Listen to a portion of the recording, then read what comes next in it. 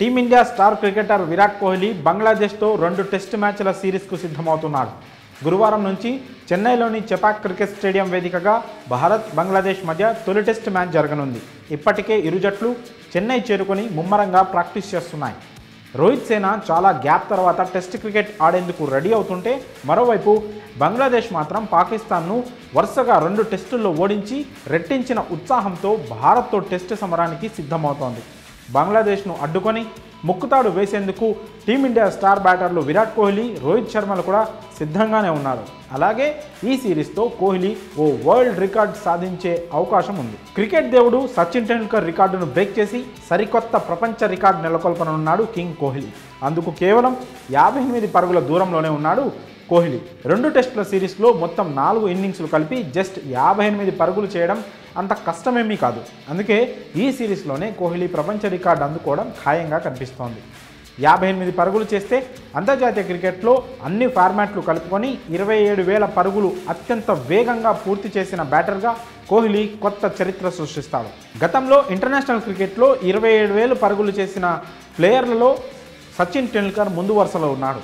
ఆ మైలురాయి అందుకోబోయే 4వ బ్యాటర్గా కోహ్లీ నిలుస్తాడు. అయితే సచిన్ టెండూల్కర్ కంటే ఫాస్ట్గా 27,000 పరుగుల మైల్ స్టోన్ను కోహ్లీ అందుకోనుండడం ఇక్కడ విశేషం. సచిన్ టెండూల్కర్ 623 ఇన్నింగ్స్లు ఆడి 27,000 పరుగుల మైలురాయిని అందుకున్నాడు.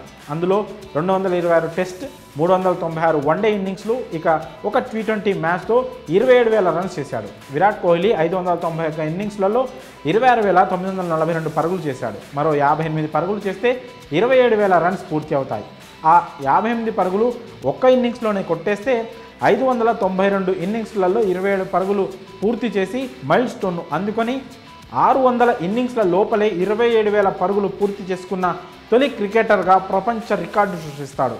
ఓవరాల్గా అంతర్జాతీయ క్రికెట్లో ఇప్పటి వరకు 3 ఆటగాళ్లు మాత్రమే 27,000 కంటే ఎక్కువ రన్స్ చేశారు. సచిన్ టెండూల్కర్ 664 మ్యాచ్ల్లో 782 ఇన్నింగ్స్లు ఆడి 34,357 పరుగులు చేశాడు. ప్రపంచ క్రికెట్లో 30,000 పైచిలుకు పరుగులు చేసిన ఏకైక క్రికెటర్ సచిన్ ఒక్కడే. అతని తర్వాత శ్రీలంక మాజీ కెప్టెన్ కుమార సంగకార 594 మ్యాచ్లు 666 ఇన్నింగ్స్లలో 28,016 పరుగులు సాధించి 2వ స్థానంలో ఉన్నాడు.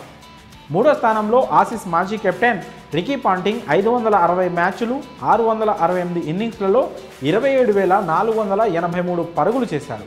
వారి తర్వాత విరాట్ కోహ్లీ 4వ స్థానంలో కొనసాగుతున్నాడు.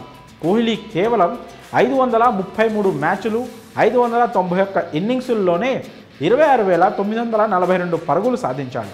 మరి బంగ్లాతో తొలి టెస్టులోనే కోహ్లీ 27,000 పరుగుల మైలురాయి చేరుకుంటాడని మీరు భావిస్తున్నారా? మీ అభిప్రాయాలను కామెంట్స్ రూపంలో తెలియజేయండి.